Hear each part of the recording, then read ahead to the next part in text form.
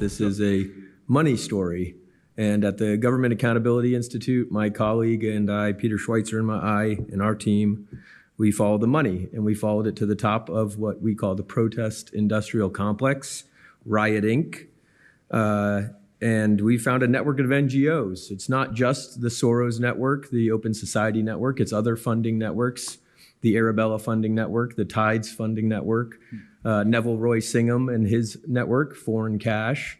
And it's also big left-wing funders. Some of them are not citizens of this country. Mr. Hans-Jörg Wyss of Switzerland. They're pouring money into this entire ecosystem. All right, this is amazing. We're talking to that guy right there, Seamus Bruner from the Government Accountability Institute, the best at following the money. Seamus, super grateful you're here. Tell us about that time at the White House, just how it happened, what it was like being in the White House, et cetera. Oh, it was amazing, Mike. It's great to be with you. I got a call saying, can you come up and brief the White House?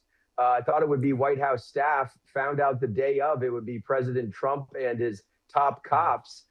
So I got a little nervous, like, man, this better be a good one. I also realized pretty quickly that the other people there would be, the brave journalists on the ground who are putting their life at risk to document all the crimes of Antifa. So I realized, especially so, that the money is going to be an important part of this, because we know about the violence. Everyone wants to know, where's the money coming from? Yeah, real quick. I've always called it Antifa. You call it Antifa. I hear more of that too.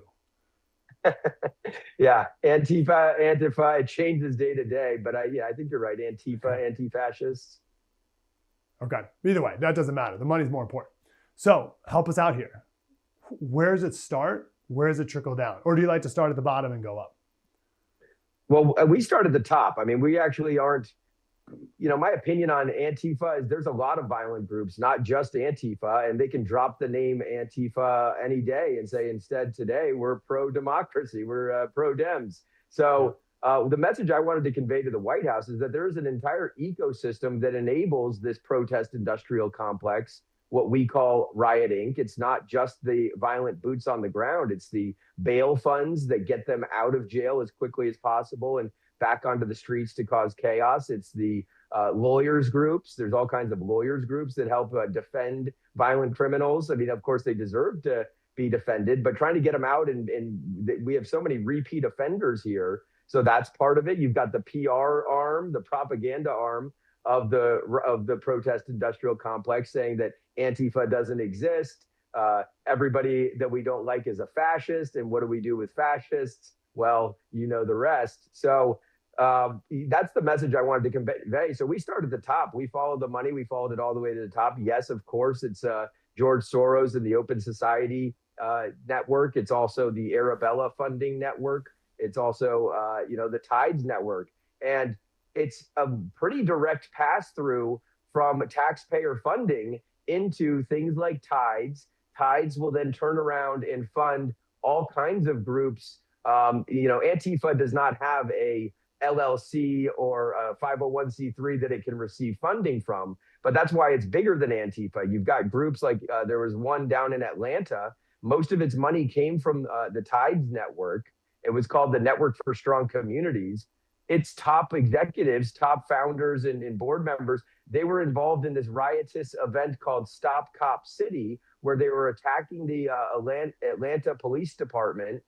They were charged, more than 60 people were charged with violent crimes ranging from, just arson and assaulting law enforcement all the way up to domestic terrorism. Now that became a RICO investigation because of all of the money flows. Charges of money laundering were made. It's still an ongoing case. Some of the charges are being dropped because of various prosecutorial issues. But nonetheless, it was extremely violent. People were burning things, beating up police officers. There were weapons, guns, and stuff involved. I think one person got shot. And then you just look at the anti-ICE riots and the anti-ICE, it's still ongoing in Portland. I believe this weekend is going to be pretty hot. Chicago, Seattle. And there's all kinds of groups, not just Antifa, that facilitate, enable, and perpetrate some of these crimes. Tell me more about the Tides Foundation. What is their stated mission, and who donates to the Tides Foundation? Yeah, the Tides Foundation is just like the Arabella Network. It's and just like really a lot of the Soros entities, which is it exists as a pass through. I mean, their stated objective is probably something like to do the most good for everyone or something. But what it really is it's just a dark money pass through where George Soros gives a lot of money through Tides. Bill Gates, Mark Zuckerberg, a lot of the control oligarchs we've talked to in the past, they make huge donations to Tides. Tides will then distribute it. Mark Benioff of Salesforce, the Salesforce Foundation, they gave over $20 million into Tides, which then, and then they say, well, we don't know what Tides does with it after we give it to them. But it's like, well, we've got a pretty consistent pattern here of these groups down at the lower levels on the ground committing all kinds of chaos and mayhem. Even like best case scenario, let's say that Salesforce guy, like why does he think he's giving to Tides? And like the answer could be, oh, he knows he's funding Antifa to kill cops. Or it's like, oh no, I think they're involved in, like what's like the best case scenario? Oh, that's a brilliant question, Mike, because we haven't even gotten into the other things. I mean, we're just focused on Riot Inc. right now, but that's just one initiative of this, dark money left-wing network. They've got the migrant resettlement initiatives. They've got the climate alarmism initiatives. They've got, crucially, the get out the vote ballot chasing initiatives. So Riot Inc. is kind of like just the military paramilitary arm, yes. But maybe Mark Benioff thinks that he's funding the helping migrants get resettled in the country part of it, or the climate justice part of it. Okay, who's in charge? Who runs the Tides Foundation? Who's the one who's distributing the money to all the different smaller groups? They're Democrat activists. I could get you their names. They're in some of our reports. I don't remember them offhand, but they're just kind of shadow operators. They're not household names. Okay, so rich people donate to the Tides Foundation. It sounds good. It's a nice name. I'm supporting election integrity. This group of activists have millions of dollars at their disposal. They hand it out to hundreds, thousands of smaller groups. Like how many are there? That's one question. And then what do those our groups database do with the money? Is there another pass through? Yeah, our database that we put together, and it's painstaking work going through hundreds and hundreds of 990. So basically every year, Tides, and it's got 5 or so sub entities: Tides Nexus, Tides Center, Tides Foundation. Each one of them has to file a document at the end of the year declaring who they gave money to. The Soros network has a dozen or more. The Arabella network has more than 7. And so each one of those, I mean, we're talking about in our database over 50 individual NGOs. You go back 5 years, you're talking about 250 990s. And then we go through them, and they each have hundreds and hundreds and hundreds of grants. So our database has over 200,000 grants. Now, a lot of those are repeats to the same entities, like the ACLU, for example, will get like between these different groups, $50 million spread across 100 or 200 grants. But we're talking thousands and thousands of 200,000 individual grants, probably to, I'd say 500 or more, maybe over 1,000 different entities. I mean, it's a dizzying number. Just the No Kings protests and the protest organizers, that was over 200. And we're not even talking about the ballot chasing and the immigration.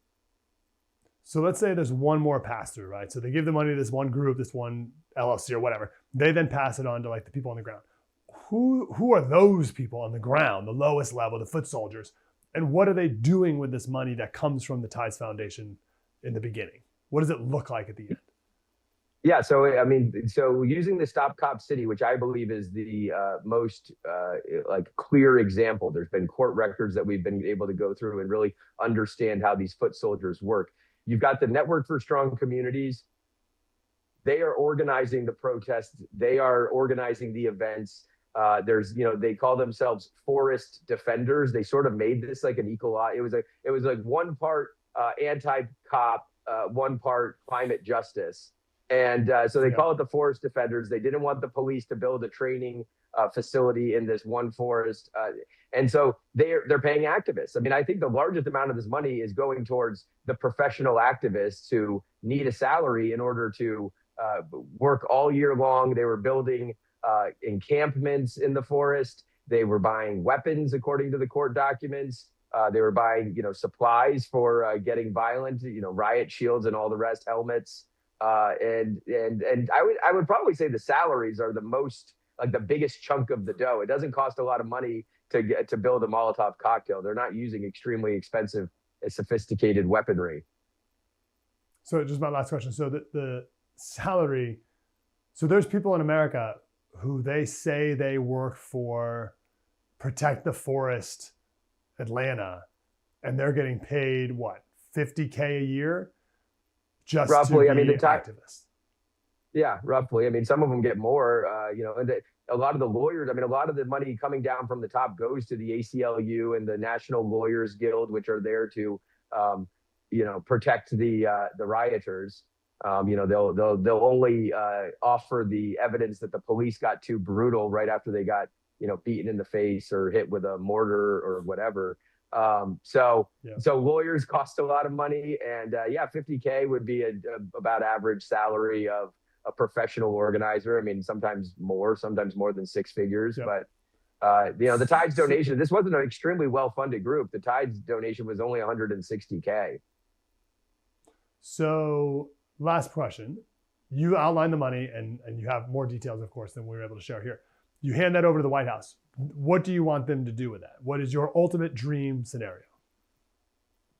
Well, look, any criminal, any funding of criminality needs to be dealt with. It needs to be, they need to be brought to justice. I will say that I think the Tides and the Arabella networks and Soros networks, they're extremely sophisticated. Rockefeller's network has been doing this for 100 years, and they've got the best lawyers in the game. So what they do is they have all of the recipients of this money sign contracts saying, we promise we're not going to use this for criminal activity, criminal behavior. And that's what they're going to hold up and say, look, we didn't know that any of this was going to happen.